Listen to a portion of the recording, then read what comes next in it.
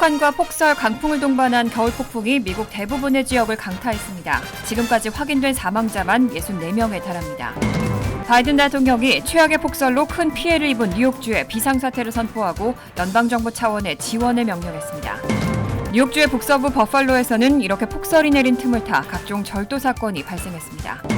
코로나19 확산세는 많이 완화됐지만 뉴욕주에서는 인구 감소세가 계속되고 있습니다. 투약 가격이 수십억 원대에 이르는 초고가 유전자 치료제들이 잇따라 보건당국의 승인을 받아 출시되고 있습니다. 이상은 이 시각 주요 뉴스입니다. 시청자 여러분 안녕하십니까? KBN 뉴스입니다. 혹한과 폭설, 강풍을 동반한 겨울 폭풍이 미국 대부분의 지역을 강타했습니다. 크리스마스 연휴에 사망자가 속출하고 교통이 마비되는 등 피해는 눈덩이처럼 불어나고 있습니다. 지금까지 확인된 사망자만 64명에 달합니다. 지한샘 기자가 보도합니다. 미 대륙을 덮친 겨울 폭풍으로 피해가 속출하면서 이번 크리스마스 연휴는 악몽으로 변했습니다. 지난 주말 동안 겨울 폭풍으로 목숨을 잃은 사망자는 최소 64명. 아직 구조 작업이 끝난 것이 아니어서 사망자 수는 더 늘어날 수 있습니다. 특히 뉴욕 버팔로 이리 카운티에서는 43인치에 달하는 폭설과 심각한 블리자드가 불어닥치며 대규모 정전 사태가 발생하고 운전자들의 눈에 파묻히는 등 최소 28명의 사망자가 발생해 가장 큰 피해를 입었습니다. 많은 피해자들이 혹한의 추위 속에서 구조를 기다렸지만 악천후로 구조대원들의 접근이 지연되면서 결국 사망하게 된 것으로 전해졌습니다. 버팔로 시내도 눈이 최대 3m까지 쌓이며 주택가 차들이 눈 속에 파묻히고 교통이 마비됐습니다.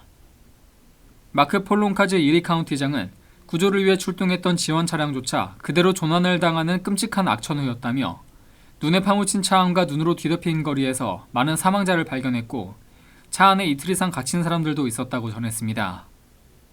정전으로 인한 피해도 컸습니다. 한파가 불어닥치던 주말 동안 미 전역에서 180만 가구가 정전되면서 많은 사람들이 영하의 추위 속에서 버텨야 했습니다. 바이런 브라운 버팔로 시장은 한파가 한창일 때 정전이 되자 실내 온도가 섭씨 4도까지 떨어졌다며 많은 옷을 껴입고 버티는 수밖에 없었다고 당시 상황을 전했습니다. 현재 전력 복구 작업이 진행되면서 정전 가구는 약 6만 가구로 떨어진 상태입니다. 북동부 지역뿐만 아니라 오하이오, 미주리, 캔자스, 콜로라도 등 다른 지역에서도 겨울 폭풍으로 인해 22명에 달하는 사망자가 발생했고 플로리다주도 기온이 영하로 떨어지는 등 피해가 속출했습니다. 악천후로 항공기 운항도 마비됐습니다. 지난 주말 동안 5,500편이 넘는 운항이 취소되면서 연휴 여행객들은 큰 혼란을 겪어야 했습니다. 뉴욕주는 날이 조금 풀린 오늘부터 구조활동을 본격적으로 시작했습니다. 이번 겨울 폭풍의 영향은 내일까지 이어질 것으로 예보되며 뉴욕주 북부 지역에는 20cm가량의 눈이 더 내릴 수 있다고 기상청은 밝혔습니다. KBN 뉴스 지한샘입니다. 특히 뉴욕주는 몇십 년 만에 닥친 최악의 폭설로 큰 피해를 입었습니다. 바이든 대통령은 뉴욕주에 비상사태를 선포하고 연방정부 차원에서 전폭적인 지원을 제공하겠다고 밝혔습니다. 바이든 대통령은 캐시오컬 뉴욕 주지사와의 전화통화에서 사상 최악의 겨울 폭풍과 싸우고 있는 뉴욕 주민들을 돕기 위해 뉴욕주의 비상사태를 선포하고 연방정부의 전폭적인 지원을 제공하겠다고 말했습니다. 바이든 대통령은 통화에서 이번 겨울 폭풍으로 목숨을 잃은 희생자들의 유가족들에게 위로를 전하고 겨울 폭풍에 대응하고 있는 뉴욕주의 관계자들에게 감사를 표했습니다. 바이든 대통령은 폭설로 인한 뉴욕 주민의 고통을 완화하고 지역 내 필요한 지원을 제공하기 위해 국토안보부 및 연방재난관리청에 재난수습에 필요한 권한을 부여한다며 비상사태 선포를 결정했습니다. 이에 따라 연방재난관리청 FEMA는 라이서니 연방조정관을 이번 비상사태와 관련한 책임자로 임명하고 지원 작업에 착수했습니다. 연방기관인 FEMA는 재난 및 위기 상황 발생 시 필요한 자원과 장비의 동원 및 지원 작업을 총괄하는 컨트롤타워 역할을 하고 있습니다. 비상사태 시 긴급 지원에 필요한 비용의 75%까지는 연방 예산으로 지원됩니다.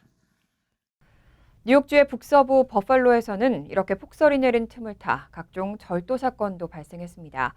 상점에서 생필품이나 텔레비전을 훔치는가 하면 이런 범죄 장면을 SNS로 생중계하기도 했습니다.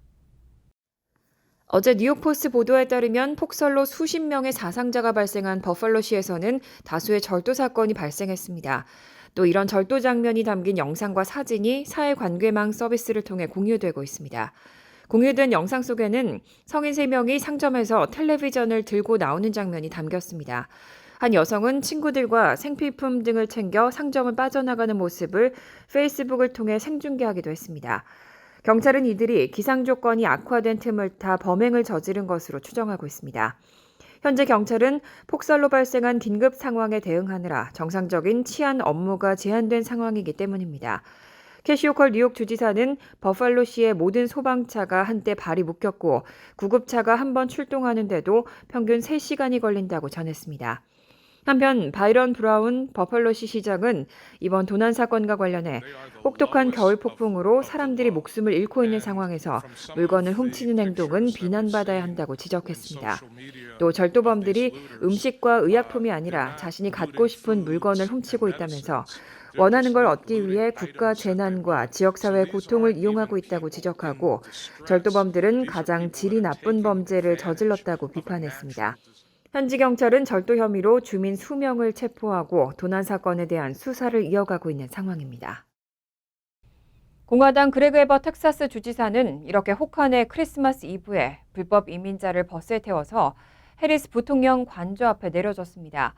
일부 공화당 소속 주지사들은 바이든 행정부의 불법 이민자 입국 정책에 대한 항의 차원에서 이런 시위를 이어가고 있습니다. 폭스뉴스와 지역 매체 ABC7에 따르면 지난 24일 불법 이민자를 태운 버스 3대가 워싱턴 DC의 카멀라 해리스 부통령 관저 앞에 도착해 이들을 내려주고 떠났습니다. 당시 워싱턴 DC는 1989년 이후 두 번째로 추운 성탄 이브라는 혹한의 날씨였는데 일부 이민자는 반팔 티셔츠 차림이었습니다.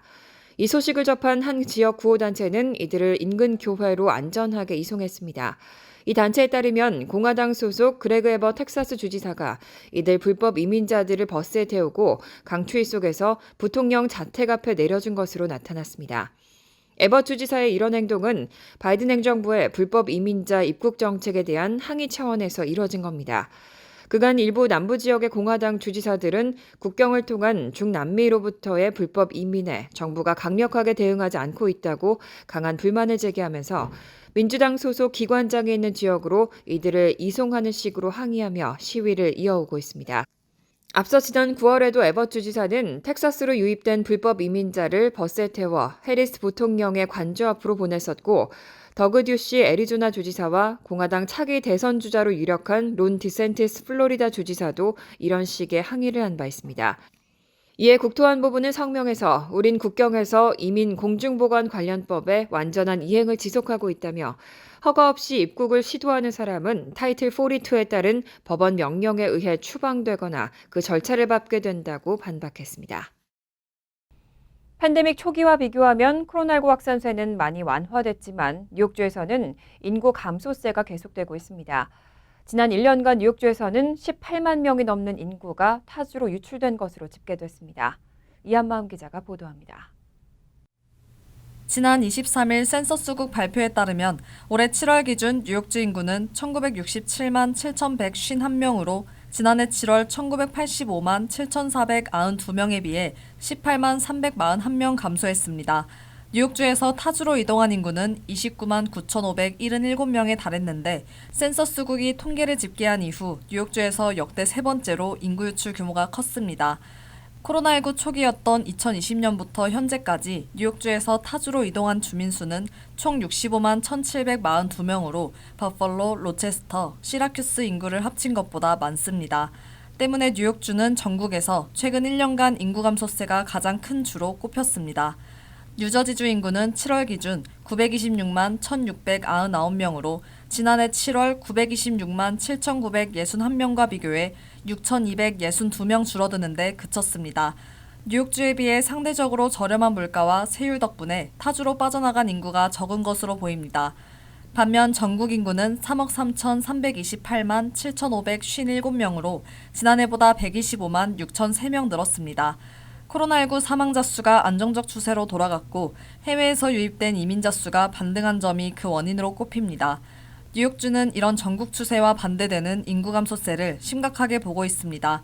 특히 올해에는 40년 만에 최악으로 치솟은 물가와 렌트, 높은 세율, 범죄율까지 복합적으로 작용하면서 뉴욕을 떠난 사람들이 앞으로도 되돌아오지 않을 수 있다는 위기감이 커졌습니다. 재택근무 비율이 높아지며 굳이 도심에 살 이유가 사라진 것도 영향을 미쳤다는 분석입니다. KBN 뉴스 이한마음입니다. 금리 상승의 여파로 집값은 넉 달 연속 떨어지고 있습니다. 지난해 같은 달과 비교하면 여전히 높은 수준이지만 상승폭은 줄어들고 있습니다. 한동안은 이런 하락세가 계속될 것으로 전망되고 있습니다. 글로벌 시장지수 제공업체인 S&P 다우존스 인덱스는 오늘 주요 도시들의 평균 집값 추세를 측정하는 S&P 코어로직 케이스실러 주택가격지수가 10월 기준으로 전월보다 0.5% 하락했다고 밝혔습니다. 전월 대비로 4개월 연속 집값 하락세가 이어졌지만 낙폭은 지난 9월에 마이너스 1%보다 줄어들었습니다. 10개 주요 도시 주택가격지수는 전월보다 0.7%, 20개 주요 도시 주택가격지수는 전월보다 0.8% 각각 내려갔습니다. 20대 도시의 평균 집값이 모두 하락한 가운데 특히 라스베이거스가 마이너스 1.8%, 샌프란시스코 마이너스 1.7%, 피닉스 마이너스 1.6% 등 서부 도시들이 내림세를 이끌었습니다. 지난해 같은 달과 비교하면 여전히 집값은 오르고 있지만 상승폭은 한 자릿수대로 줄어들었습니다. 지난 10월 미국의 평균 집값은 지난해 같은 달 9.2% 올라 9월의 10.7%보다는 상승폭을 다소 줄였습니다. 10대 도시 집값은 1년 전보다 8%, 20대 도시 집값은 1년 전보다 8.6% 각각 상승했습니다. 한편 미국의 주택가격이 이렇게 완연한 하강 곡선을 그리는 것은 연방준비제도의 기준금리 인상 영향으로 분석됩니다. 국책주택담보대출 보증기관인 페니메이에 따르면 지난해 말 3%에 그쳤던 30년 고정 모기지 평균 금리는 지난 10월과 11월 7%를 돌파했다가 최근 6.27%로 다소 진정됐지만 여전히 연초의 2배 수준입니다. 크레이그 라자라 S&P 다우존스 전무는 연준이 계속 금리를 올리면서 모기지 금융이 집값의 악재가 되고 있다면서 도전적인 거시경제 환경이 계속될 전망이라는 점에서 집값은 계속 약화할 것이라고 전했습니다. 추수감사절과 블랙 프라이데이를 시작으로 크리스마스까지 매년 11월과 12월은 연말 수요가 집중적으로 몰리는 시기죠. 인플레이션 우려에도 불구하고 연말 쇼핑 대목을 맞은 소매 판매는 기대치를 웃돌았습니다. AP통신 보도에 따르면 마스터카드 보고서는 지난달 1일부터 이달 24일까지의 소매 판매가 지난해와 비교해 7.6% 상승했다고 밝혔습니다. 지난해 같은 기간 증가율인 8.5%보다는 낮았지만 마스터카드의 기존 전망치인 7.1%를 넘어서는 수치입니다.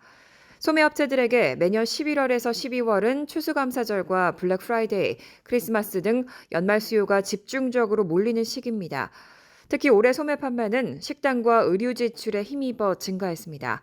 의류 판매는 4.4% 증가했고 온라인 판매는 지난해와 비교해 10.1%, 오프라인 판매는 6.8% 상승했습니다. 반면 보석 및 전자제품은 5% 감소했습니다.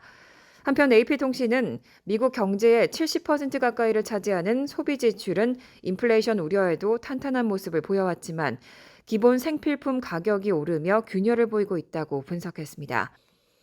지난달 소비자 물가지수는 지난해와 비교해 7.1% 오르며 6월 고점인 9.1%에서 둔화됐지만 많은 소비자들은 저렴한 브랜드를 사고 창고형 할인 매장을 찾는 등 소비에 변화를 주고 있습니다.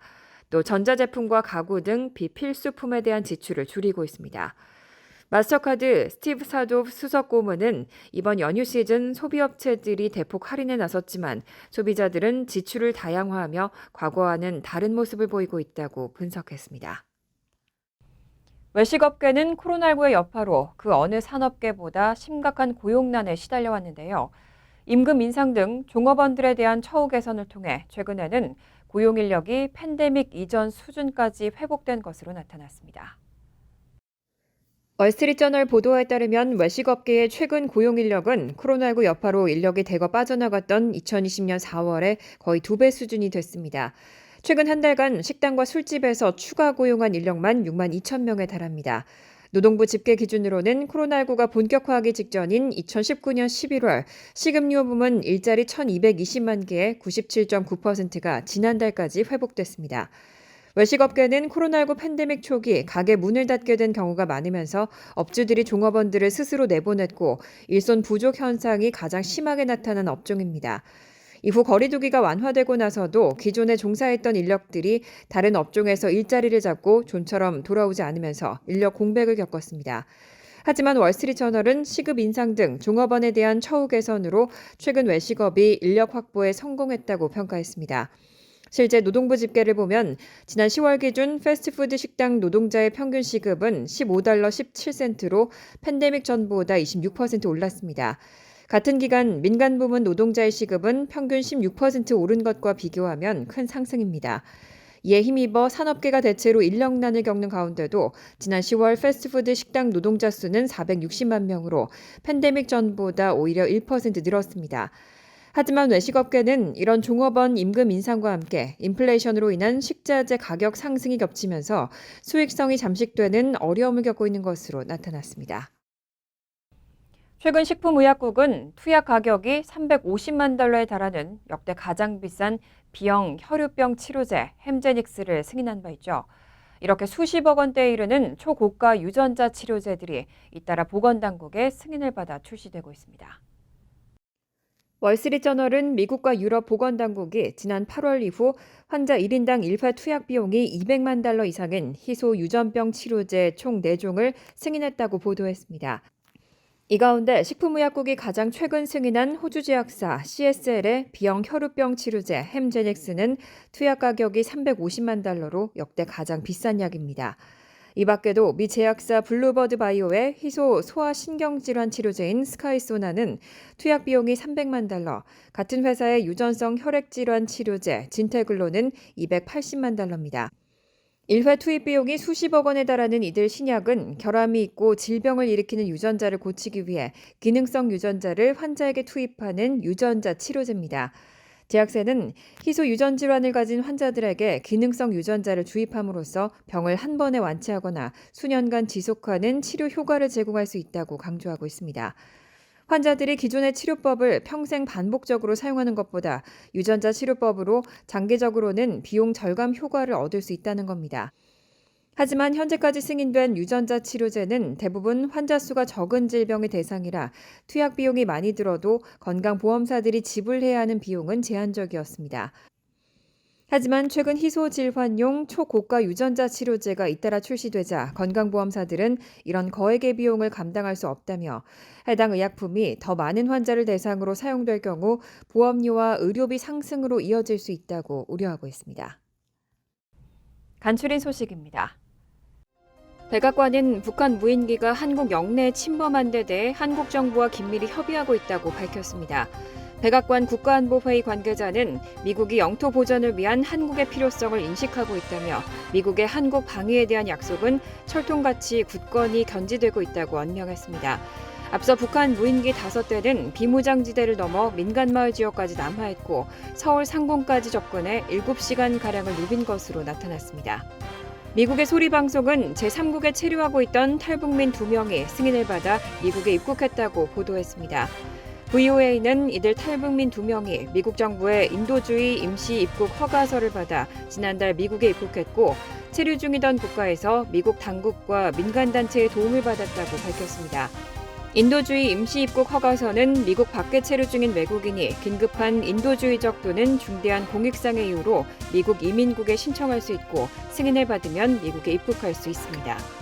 캐시 호컬 뉴욕 주지사는 23일 뉴욕주 예비선거 및 본선거 등 투표 참여를 위한 유권자 등록 마감일을 현 투표일 전 25일에서 10일로 단축하는 내용의 관련 법안에 서명했습니다.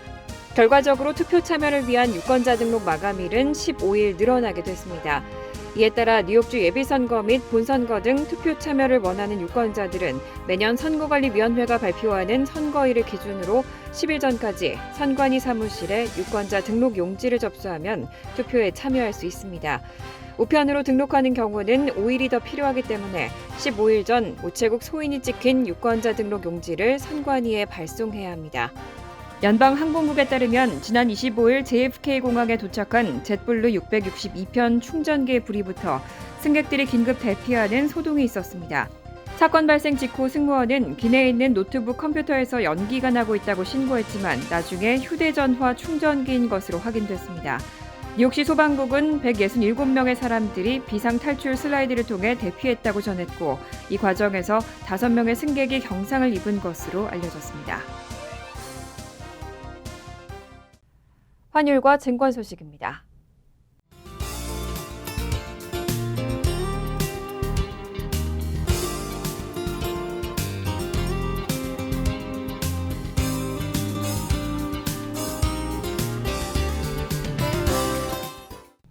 이어서 날씨입니다. 수요일은 대체로 화창하겠습니다. 낮 최고 기온은 42도, 섭씨 6도, 밤 최저 기온은 33도, 섭씨 1도로 예상됩니다. 목요일 역시 화창하겠습니다. 금요일도 화창한 날씨가 이어지겠습니다. 이상으로 KBN 뉴스를 마칩니다. KBN과 함께 즐거운 저녁 되시기 바랍니다.